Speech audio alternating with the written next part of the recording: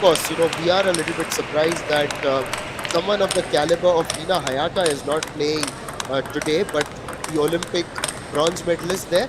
But we are going to look at Honoka Hashimoto, who's also actually 11th ranked. She's in fact 3 spots higher than Hina Hayata.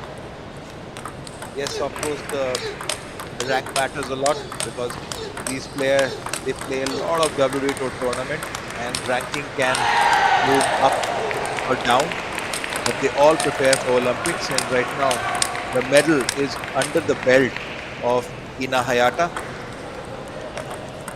But you could expect a lot of fireworks from Odo here. Odo doesn't play with any odd rubbers. He uses playing attacker. At this level, it's very difficult to compete if you have simple rubber, unless and until you are from India. We understand these odd rubbers like at the back of our hand. And now it's going to be a match between Honoka Hashimoto and Zeng Jian. Zeng Jian there in the red from Singapore. Then the blue is of course Honoka Hashimoto.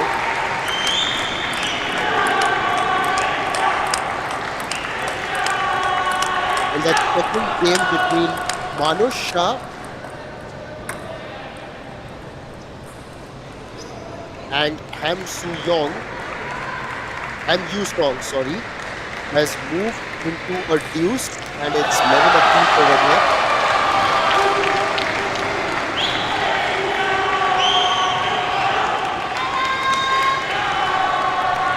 Meanwhile, coming to table number 1, it's going to be Zeng Jian to start.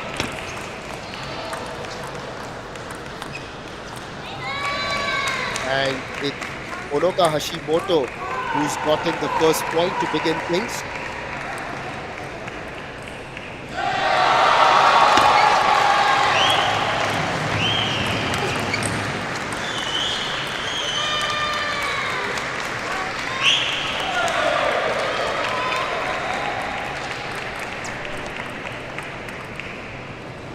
Honoka Hashimoto getting to the lead, a high toss, and makes a mistake with the serve up front.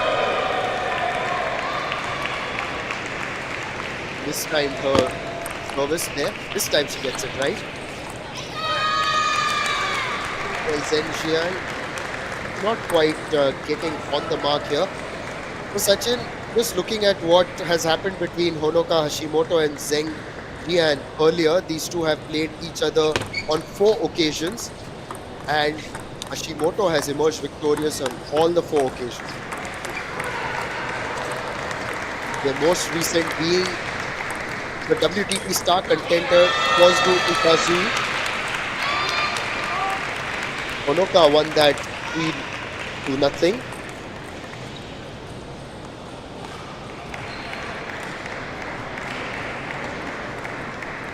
Quite a confident player she is, and that's the reason she has been brought up for this tournament as well. Third player, completely somebody who changes the game through her skills of shot, and then a powerful attack. Look at the slide. Slicing the ball. And now come back to the power. Quite a game here.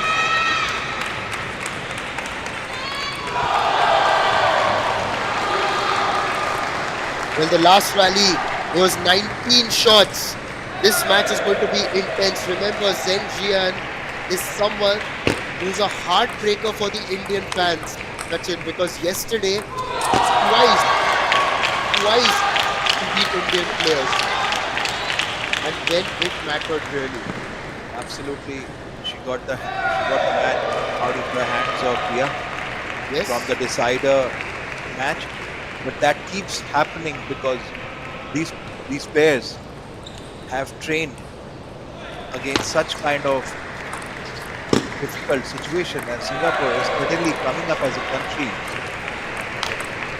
Okay, now that's a backhand with absolutely zero mercy. Oh yes, absolutely no mercy with that, and it was that last minute adjustment and the switch that she made, which really enabled her to get that bit of force onto the ball. Yes, and Chopper as a player have they have a quality of waiting for the right moment, because if you see their footwork across the table, they move with so much of swiftness, and patience is something which gets inbuilt. They take the right pause at the right moment. Really. 7-3, not giving Zeng chance to use her skills. Yes, and maybe Zeng is just getting used to the fact that he's playing a chopper of the quality of Hashimoto. It's not easy when you've played different types of players and then you come in, and we've not seen too many choppers in this competition actually. This is possibly the first time on table one we are seeing a predominantly chopping player. Good showcase of table tennis and a different kind of skills. Obviously, any country, you always have a very less choppers. So it's a one of the rare quality that you would have. And whenever coaches sees that somebody is good with the footwork and the patience, you cannot make a chopper. You have to have certain kind of a quality, certain kind of body language or a footwork, and then players decide to convert them into a full-blown chopper attacker. In India, we had amazing players, and one of them belongs to the city of Assam. His name is Jeho. He was one of the master blaster choppers India has produced. Really performed really at some of the foreign leagues as well. Well, Hashimoto just puts her hand up, was aided by the net on one occasion. But really, I'm quite enjoying this. Hashimoto has brought in this different perspective. We didn't have a look at her when they played against the ETR Korea. This time that chop just going a little bit too far. And to execute these chops as well, look what Hashimoto is doing, like going back. You try to create that room for yourself. The room is full of energy at Kalinga Stadium, Bhubaneswar, with such power rallies there. And that's going to be game point for her. This time there was a bit of a change in her strategy. She was going for the forehand topspins. I am seeing two interesting matches here, 10-4 and 10-8. Both between Iran.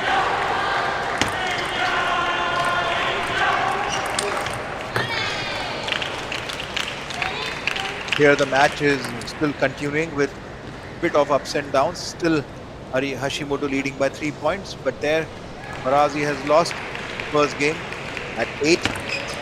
Well, he's used to these situations, no problem.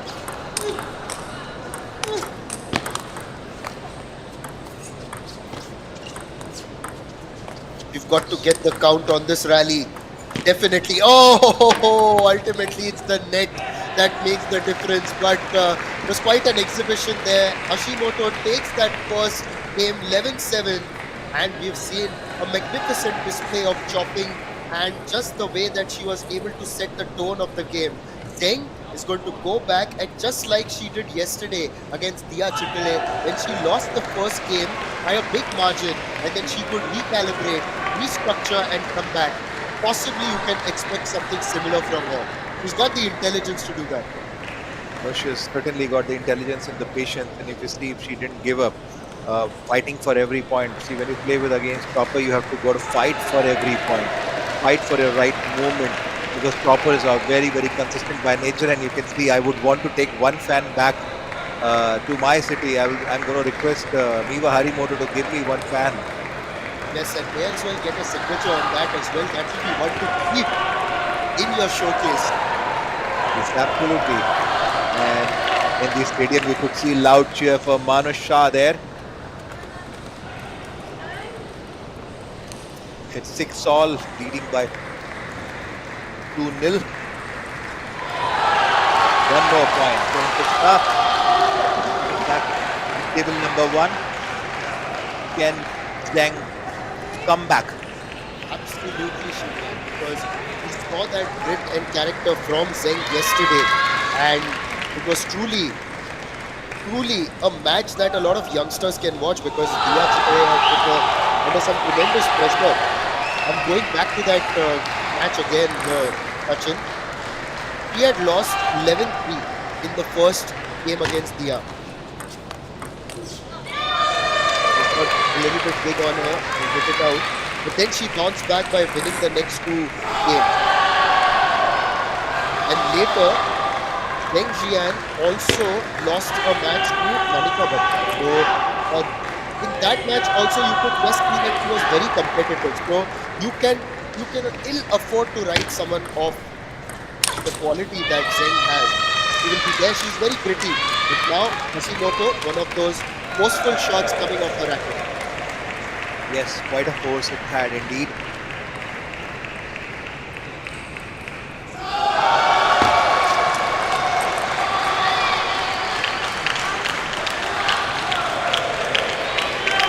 Taking the account now in that game. Meanwhile, fans of India still echoing here because there's the Indian match against EPRK going on an adjacent table.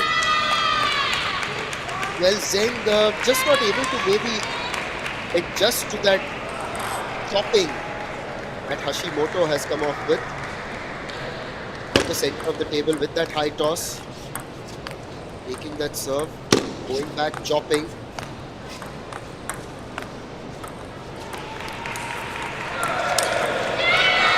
What a hit! This time, Zeng was taken to one side and then Hashimoto hits it on the other. Not enough time to react. It was chop followed by a top spin. Chop, top spin. Chop, top spin. And then ultimately that smash.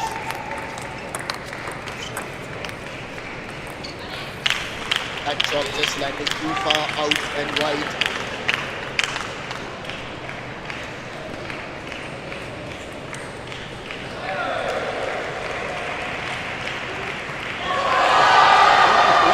What we've also noticed by watching this match is that Zeng has a playing hand which is taped up a little bit, a wrist and a part of her forearm as well. I wonder if she has a bit of an injury concern.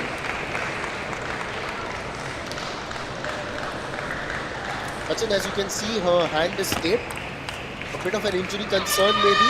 Looks like it's a wristband. No, it's also taping up into her forearm as well. It's like kind of a holder. Oh, I saw it, but I didn't see it because that's so common with table tennis players that they keep having these muscle pull-ups here or the other. I've seen yesterday 7 players who have taped up their thighs or legs. So that's a common sight with racket games. They play so much with so much of intensity, and with so many WDT matches, they're so busy round the month. Not even I would say year, round the month. Yes, and that's gone on to the net. Hashimoto takes it to 6-4. You are absolutely right. The table tennis circuit itself is so busy. In fact, the China Smash was just going on last week. A lot of these players just flew in here to Bhubaneswar from there. You said busy, but right now there, Indian fans are busy in celebrating India's victory there over DPR Korea. So India, Manusha did the magic. oh, look at that. Chop, chop, and then she goes for a big hit. Moves Certainly, to it 7. must have been really good for the confidence of Manusha coming back with that victory because he has lost the critical matches. Great thing, great news for India. Great news for Indian fans. Coming back to business. Hashimoto leading a 7-4. Wow, this time Zeng pushed her to the forehand, not allowed her to play. Top there, and the moment she blocked that ball, she pushed it away to the cross-court backhand. So India have now qualified to play the fifth and sixth place playoff. They will wait to know their opponents. Whoever wins the match between Republic of Korea and Iran will face India. So Hashimoto once again just managing to get those past Zeng. Zeng not able to return it across the line. Zeng just tried to shape up for a big forehand, but well, this style that Hashimoto has isn't the easiest to get used to.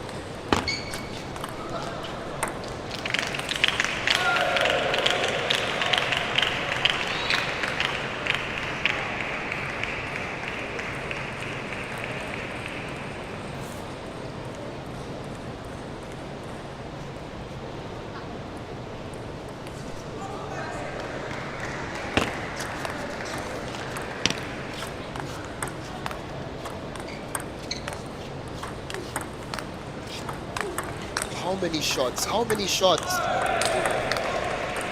Wow. Engaging, enticing, and ultimately it's Hashimoto. When it mattered, she went for the kill. The opportunity presented itself, and she has got the game point courtesy that decisive shot.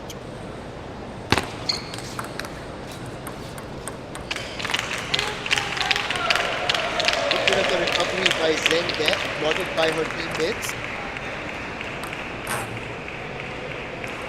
Picked up the service very well on that occasion. Can she repeat that now?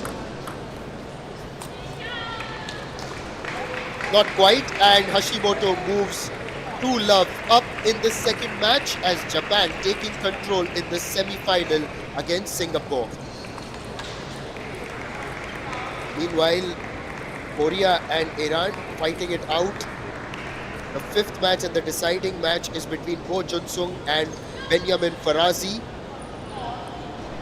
Ho Yun-sung of Republic of Korea leading 11-8, 11-3 after the first two games. In the third also, he is ahead slightly at 5-3. So a bit of work to be done there by Benjamin Farazi.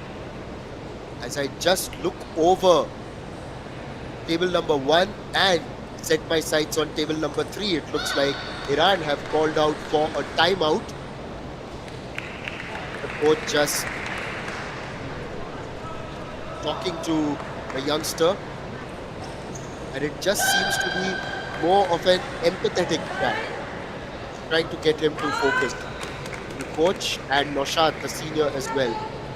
Anyways, let's get back to table number 1, because in this women's semi-final, it's a match where Japan seem to have control of proceedings.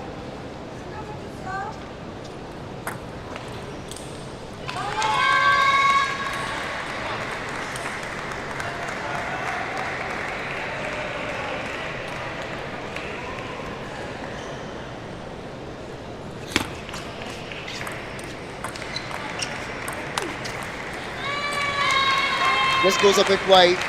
So the third game has started once again in the favor of Hashimoto.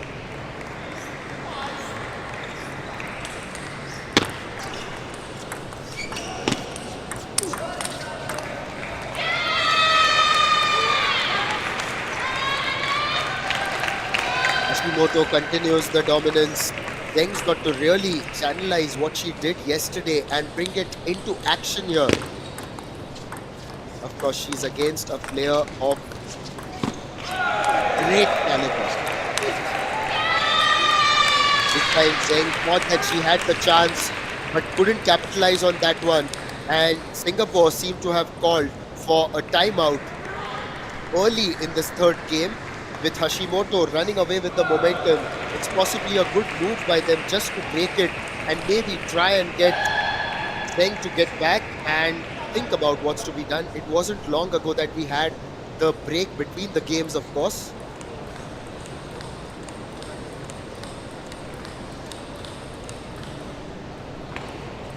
Also, I've got to tell our viewers that the India DPR Korea women's match has also begun.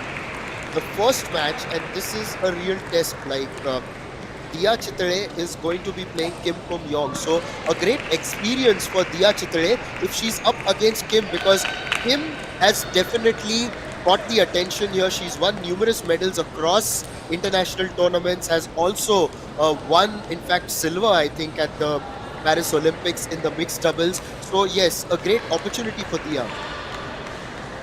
Yes, absolutely, because I see that Dia could. Yesterday we saw that Dia couldn't, was not in form against the topper yesterday, but looking like the game style, it may suit Dia because Dia is pretty a strong player from both the hands, and she can use the defensive rubber of Kim Kum really well because of her pretty good backhand there. Obviously, Kim would try to push her onto the backhand, but the way Dia plays and switches to the forehand is commendable. So, quite a action coming up.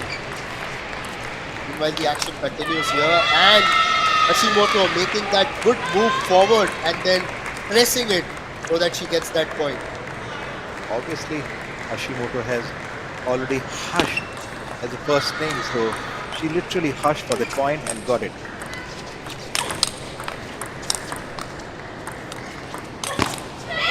Wow. Well, for a long time we were only seeing chops and chops and chops, and this time it was a lot more power that was on offer. 14 shots in that rally. There's another Stupa statistic for you. Rallies are getting longer. Yes, rallies can only get longer, not wronger. Right to have a rally. We have the right to see rallies. A bit of a tongue twister here, just to see that you are alert or not. Oh, absolutely. Always. But to be as alert as the players, and we have all these wonderful matches going on all round. And just news breaking in that Republic of Korea have beaten Iran 3-2. Benjamin Farazi couldn't repeat those heroics, but a great tournament there by the youngster. He will of course be playing later in the 7 to 8 playoff. That will be against the DPR Korea team. Meanwhile, India will play Republic of Korea in the 5th and 6th playoff in the men's competition. Wow. That's quite a match to look forward to coming back here.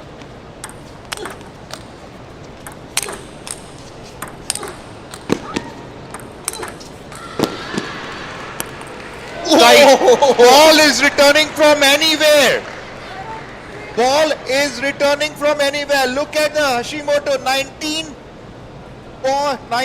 count rally here. She's smiling on her effort.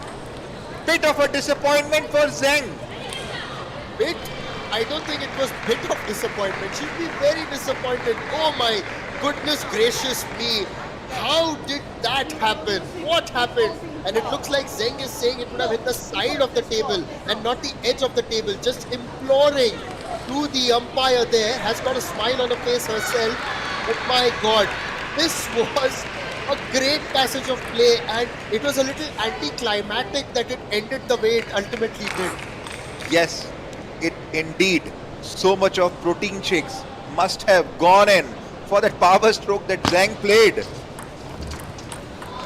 And even after that lucky point, Zeng managed to be in a zen state of mind. Yes, fans, players across India and the world, please take away from this the way Hashimoto and Zeng have displayed their positive side of it in the trouble situation. That is also table tennis, a part of, indeed, a very, very integral part of table tennis. A long rally has begun. Zeng lost the momentum in between. And with that, it's now 8-4 to Hashimoto. Hashimoto has been very good today against Zeng. When it comes to the rankings, Zeng is obviously ranked 50th in the world. Hashimoto way ahead at 11th.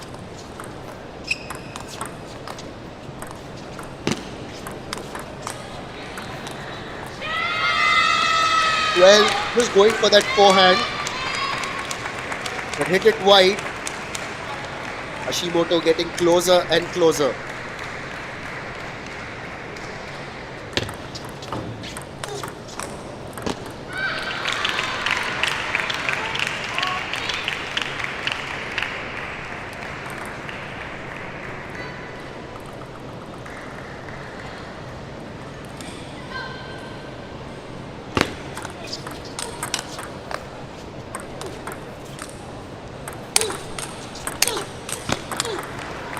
You've got to see this again and again and again.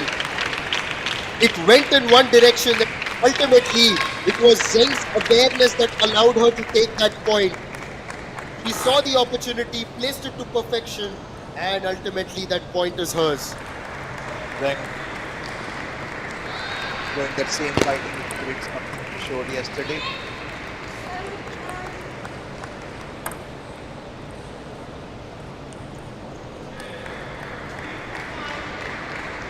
From now on, I will say Zeng state of the mind. He was definitely in that Zeng state yesterday against Dia.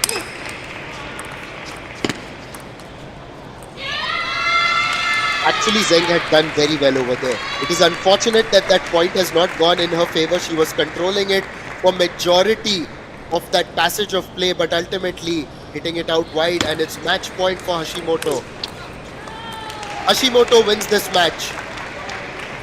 In this game, Zeng was spirited, but then the quality of Hashimoto ultimately triumphs as Japan take a 2-0 lead over Singapore in this women's semi-final.